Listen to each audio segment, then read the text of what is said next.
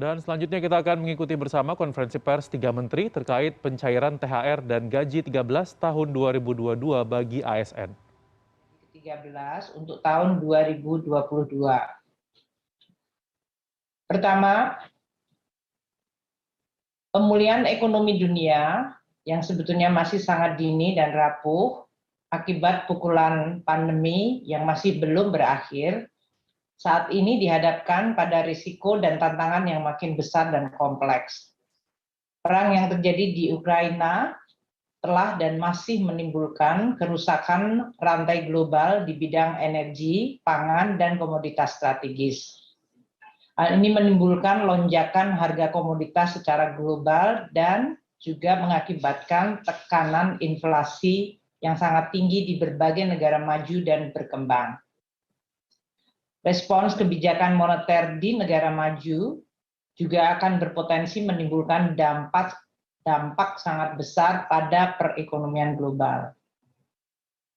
Dunia dihadapkan pada risiko baru yang sangat tinggi. Hal ini tercermin dari proyeksi pertumbuhan ekonomi dunia yang direvisi ke bawah secara cukup tajam. OECD merevisi turun proyeksi pertumbuhan ekonomi dunia untuk tahun 2022 ini dari 4,5% menjadi hanya 3,5%. Bank Dunia juga merevisi turun pertumbuhan ekonomi dunia dari 4,4% menjadi 3,5%. IMF pada bulan Januari lalu telah merevisi turun proyeksi pertumbuhan ekonomi dunia dari 4,9 menjadi 4,4%. Dan diprediksi akan direvisi lagi ke bawah setelah terjadinya perang di Ukraina. Indonesia terus menjaga kondisi masyarakat dan perekonomian kita dari berbagai pukulan melalui berbagai kebijakan. Terutama kita akan menggunakan kebijakan dan instrumen APBN yang terus bekerja sangat keras, mengelola berbagai shock atau pukulan yang mengancam kesehatan, kesejahteraan masyarakat, dan mengancam perekonomian kita. Pemerintah melanjutkan kebijakan fiskal kita yang bersifat suportif, ekspansif, terarah, namun terukur.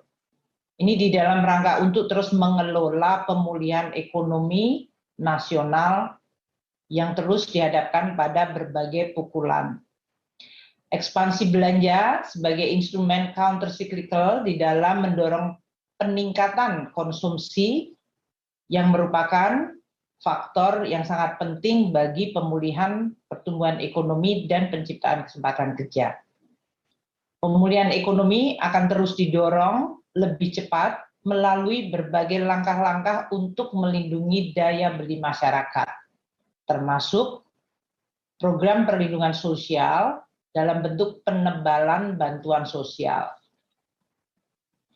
yaitu dengan memberikan tambahan bantuan sosial ke masyarakat yang paling rentan, serta juga kepada para UMKM pedagang kaki lima di bidang pangan di dalam menghadapi pukulan kenaikan harga pangan dunia. Dari sisi permintaan agregat, konsumsi dan investasi yang merupakan faktor pendukung dan pendorong utama pemulihan ekonomi, pemerintah terus menggunakan instrumen APBN untuk bisa menjaga pemulihan, momentum pemulihan di bidang investasi dan konsumsi tersebut dengan menggulirkan program, terutama program perlindungan sosial yang mencapai 431,5 triliun di dalam rangka menjaga daya beli masyarakat, terutama kelompok miskin dan rentan. Pertama, penyaluran PKH untuk 10 juta keluarga penerima manfaat atau KPM mencapai 28,7 triliun rupiah. Kedua, pemerintah memberikan bantuan sosial melalui kartu sembako bagi 18,8 juta kelompok penerima dengan anggaran sebesar 45,1 triliun rupiah. Pemerintah juga memberikan subsidi energi dan non-energi yang dinikmati oleh rumah tangga, yaitu terutama subsidi BBM, subsidi listrik, dan subsidi LPG yang terutama juga dinikmati oleh seluruh masyarakat Indonesia yang mencapai anggaran 194,3 triliun rupiah.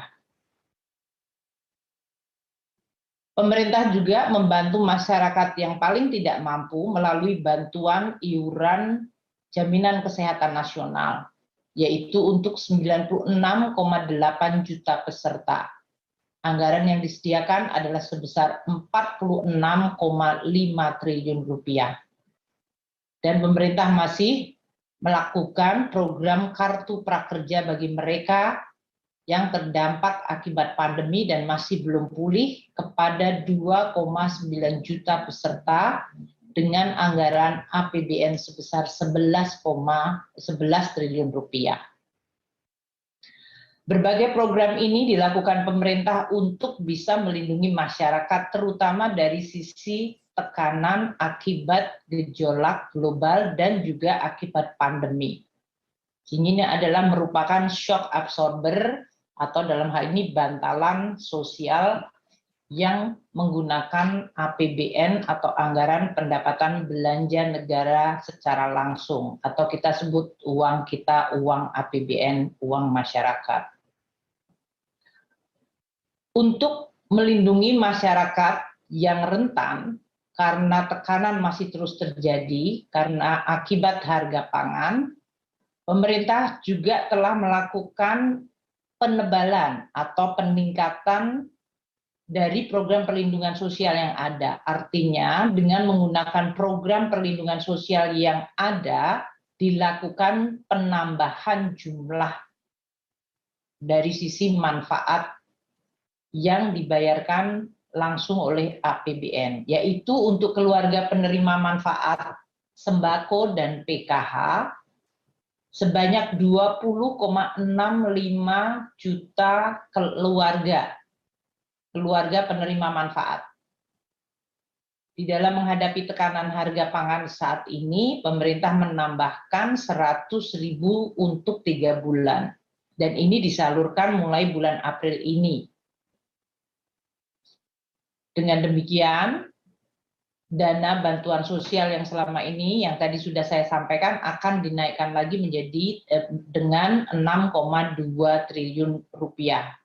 Khusus untuk menahan shock terutama dari kenaikan harga-harga pangan akibat terjadinya perang Ukraina. Yaitu 20,65 juta kelompok penerima manfaat diberikan 100.000 selama 3 bulan. Mulai bulan April ini. Untuk pedagang kaki lima, terutama kelompok pedagang kaki lima yang jualan makanan, yang tentu dari bahan bakunya juga menghadapi tekanan tambahan kenaikan harga bahan baku pangannya, 2,5 juta PKL juga diberikan 100.000 selama 3 bulan. Dan ini juga disalurkan pada bulan April ini dengan anggaran 755 miliar. Penyaluran berbagai program bantuan dan penebalan bantuan sosial ini diharapkan dapat melindungi atau paling tidak mengurangi tekanan yang dirasakan oleh masyarakat. Khususnya kelompok masyarakat yang paling rentan, paling miskin, dan juga pedagang serta usaha kecil menengah.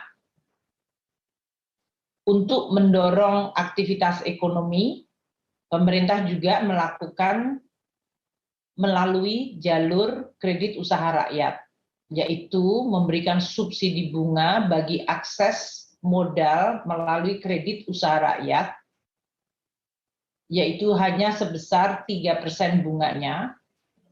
Dan untuk tahun 2022 ini, akan akan ditambahkan anggaran sebesar 11,9 triliun di atas 23,1 triliun. Jadi totalnya akan mencapai 35 triliun rupiah. Ini untuk mendukung kredit usaha rakyat yang mencapai sekitar 390 triliun rupiah. Dengan demikian, usaha kecil menengah diharapkan masih mampu untuk bisa pulih dan bekerja dengan akses modal di mana suku bunganya masih terjaga pada level yang rendah, yaitu hanya 3%, karena disubsidi oleh pemerintah sebesar 35 triliun rupiah untuk total subsidi yang mencapai sekitar 390 triliun. Teman-teman media yang saya hormati, bulan Ramadan dan Hari Raya Idul Fitri merupakan suatu momentum yang sangat penting bagi bangsa Indonesia, yang mayoritas adalah mereka yang melaksanakan ibadah Ramadan dan merayakan Hari Raya Idul Fitri. Ini merupakan sebuah momen yang sangat penting bagi masyarakat. Dan tentu dengan adanya kebijakan bahwa tahun ini sesudah 2 tahun masyarakat tidak bisa melakukan selebrasi Hari Raya Idul Fitri dengan pulang mudik, tahun ini dengan makin terkendalinya pandemi, masyarakat bisa melakukan pulang mudik. Ini merupakan suatu juga momentum yang akan meningkatkan aktivitas ekonomi masyarakat. Tentu kita berharap ini tidak kemudian menimbulkan dampak pada sisi pandemi. Pemerintah dalam hal ini juga mendukung agar momentum ini bisa dinikmati masyarakat secara aman. Dan dalam hal ini pemerintah juga mendukung melalui APBN dengan pembayaran tunjangan hari raya bagi karyawan aparatur negara dan pensiunan di dalam rangka untuk bisa melaksanakan atau dalam hal itu melakukan aktivitas Idul Fitri dan sekaligus merupakan stimulus bagi perekonomian kita. Seperti diketahui, pemberian tunjangan hari raya bagi aparatur negara dan pensiunan selalu memperhatikan keseimbangan dengan pelaksanaan program-program lain dan tentu diatur di dalam Undang-Undang APBN, sehingga harus mencerminkan kemampuan keuangan negara. Kita melihat pada tahun 2020 yang lalu, pada saat pandemi memukul secara sangat besar perekonomian kita, masyarakat kita, dan APBN kita, maka THR pada tahun 2020 hanya diberikan kepada aparatur negara tertentu, yaitu mereka yang jabatannya di bawah eselon 2 dan untuk para pensiunan. Jadi pada saat kita menghadapi tekanan yang sangat berat, terutama pada saat APBN menghadapi juga tekanan dari penerimaan negara dan seluruh resources atau sumber daya APBN difokuskan untuk membantu pandemi atau menangani pandemi dan membantu masyarakat, waktu itu kebijakan THR disesuaikan, hanya diberikan kepada para aparatur negara yang jabatannya di bawah eselon 2, serta untuk para pensiunan. Untuk gaji ke-13, pengaturan pemberian THR di dalam PP nomor 16 2022 tersebut juga mengatur pemberian gaji ke-13. Ini seperti yang selama ini dilakukan, tujuannya adalah untuk membantu seluruh aparatur, terutama pada saat menjelang tahun ajaran baru yang dilaksanakan pada bulan Juli, yang biasanya identik juga dengan kebutuhan-kebutuhan belanja bagi putra-putri dari anak-anak ASN TNI Polri. Bantuan gaji ke-13 ini diharapkan bisa memenuhi kebutuhan biasanya berbagai belanja untuk keperluan pendidikan. Pengaturan pelaksanaan teknis THR maupun gaji ke-13 akan dilakukan dengan peraturan Menteri Keuangan untuk anggaran yang berasal dari APBN, tadi yang ada di belanja KL maupun belanja bendara umum negara.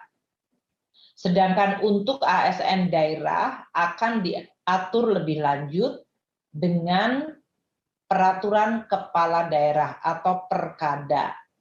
Ini adalah karena sumber dananya adalah dari APBD.